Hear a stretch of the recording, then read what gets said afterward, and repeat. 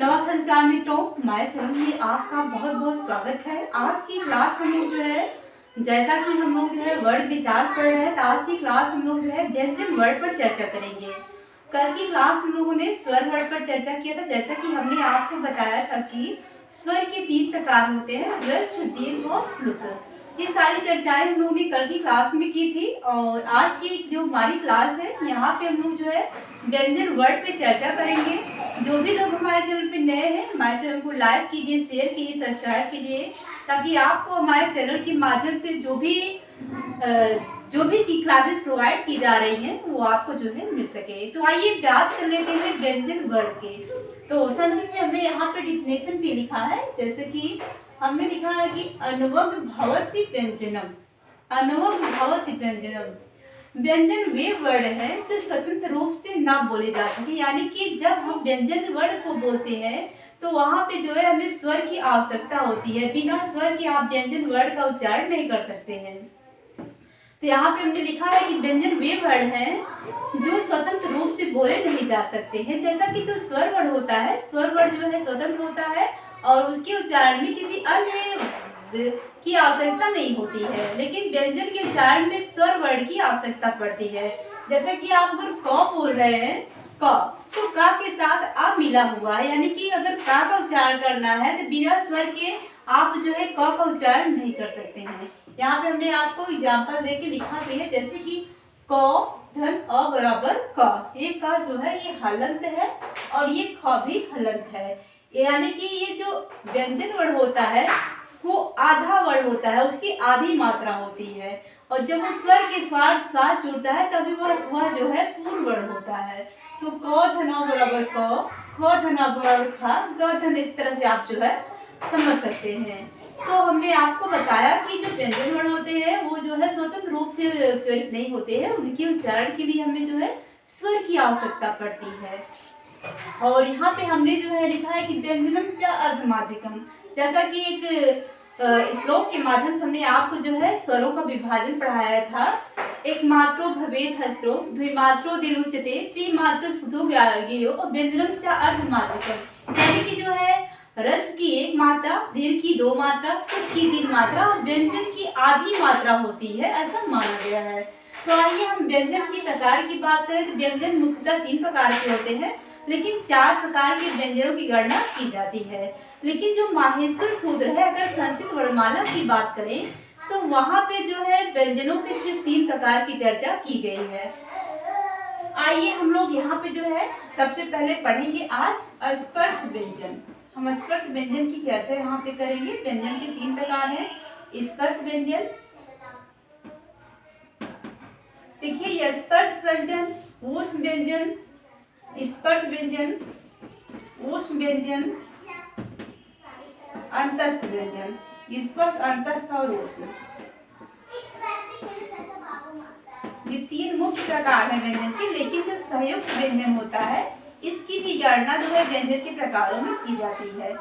अगर ऑप्शन में आपको 4 दिया है तो आप 4 लगा सकते हैं, लेकिन मुख्य रूप से अगर पूछता है तो 3 ही जो है आप लगाएंगे। इस तरह से व्यंजन के 3 प्रकार हैं, स्पर्श, ऊष्म, अंतस्थ और जो है संयुक्त व्यंजन। आइए सबसे पहले हम लोग जो है स्पर्श व्यंजन की चर्चा करेंगे कि स्पर्श व्यंजन के अंतर्गत कौन कौन से वर्ड आते हैं।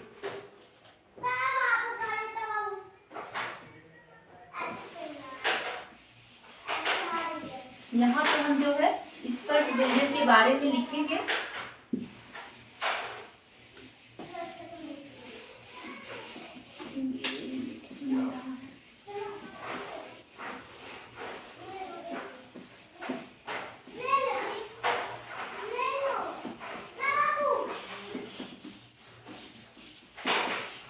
आइए स्पर्श व्यंजन पर चर्चा करते हैं। देखिए जो स्पर्श व्यंजन होता है, यही पे दे रहे हैं। स्पर्श व्यंजन के अंतर्गत क से लेकर के माँ तक वर्ण आते हैं। क से लेकर के जो माँ तक वर्ण है, ये 25 वर्ड जो हिंदी वर्णमाला में है, इन्हें जो है स्पर्श व्यंजन के अंतर्गत गिना जाता है। कादियो मावसाना, ये संस्कृत में सूत्र है। कादियो मावसाना, कादियो मावसाना, ये सूत्र बताता है कि का से लेकर के माँ तक के जो हिंदी वर्णमाला में वर्ण हैं उनकी गणना स्पर्श व्यंजन के अंतर्गत की गई, क्योंकि जो स्पर्श व्यंजन के अंतर्गत वर्णों की चर्चा की गई है। जब हम स्पर्श व्यंजनों का उच्चार करते हैं हमारे जो जीवा है कंठ, तालु, मूर्धा इत्यादि स्थानों को टच करते हैं, इसीलिए इसे जो स्पर्श व्यंजन कहा गया है। तो कादियो माँ वसाना यानी कि क से लेकर के माँ तक के जो वर्ण है स्पर्श व्यंजन के अंतर्गत आएंगे। तो कभी कभी क्वेश्चन पूछ जाता है कि स्पर्श व्यंजन की संख्या कितनी है, तो स्पर्श व्यंजन की संख्या जो है 25 है। आप जो है ऐसे आप देख सकते हैं कॉलम बना करके क, ख, ग, घ, ङ, च, छ, ज, छ, य, च,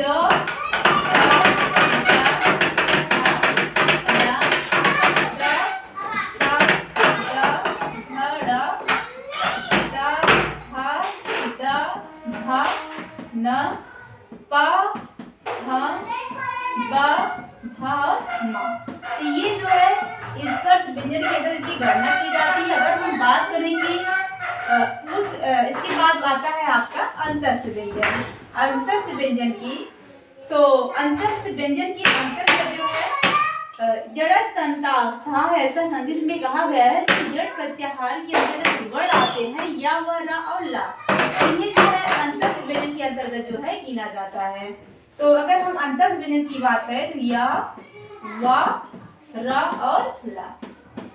संस्कृत में जो है कहा गया है कि यड़ो अंतस्था, यड़ो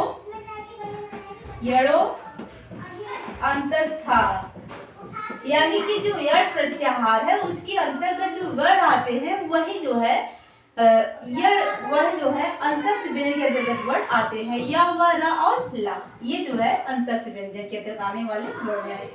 इसके बाद है जो है ऊष् व्यंजन। अगर हम ऊष् व्यंजन की बात करें तो सा, खा, सा और सा ऊष् व्यंजन। सल उस्माड़ा, ऐसा जो है संस्कृत में कहा गया है कि सल उस्माड़ा है, सल उस्माड़ा है, यानी कि जो सल प्रत्याहार है उसके अंतर्गत आने वाले जो वर्ण है उनकी गणना जो है उस में अंतर्गत की गई। स, ख, स और हा, स, ख, स और हा, ये जो है उस मेल के अंतर्गत आने वाले वर्ण है।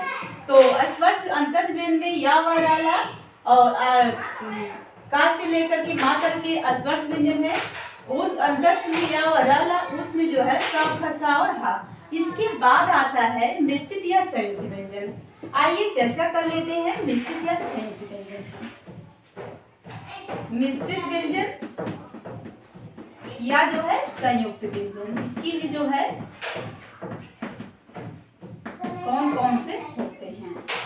तो छ, त्र और ज्ञा, छ, त्र और ज्ञा, ये जो वर्ण है इन्हें जो है मिश्रित और संयुक्त व्यंजन के अंतर्गत रखा जाता है। और क, जैसा कि हम सभी जानते हैं क और सा से मिलकर के जो है छा बना हुआ है, क और र से मिलकर के त्रा बना हुआ है, त्रा और ज और या से मिलकर के ज्ञा बना हुआ है। तो इस तरह से जो है हम लोगों ने आज की क्लास में जो है व्यंजन वर्णों के प्रकारों पे चर्चा किया है। और बची हुई जो क्लास में हमारे जैसे कि अभी इस वर्ड विचार जो हम लोग पढ़ रहे हैं यहाँ पे अभी अयोगवास से भी क्वेश्चन आता है और अयोगवास जो बचा हुआ है इस पे भी हम लोग कल की क्लास में चर्चा करेंगे। और आज की हमारी क्लास जो है बस यहीं तक दोस्तों, मिलते हैं कल की क्लास में। Thank you.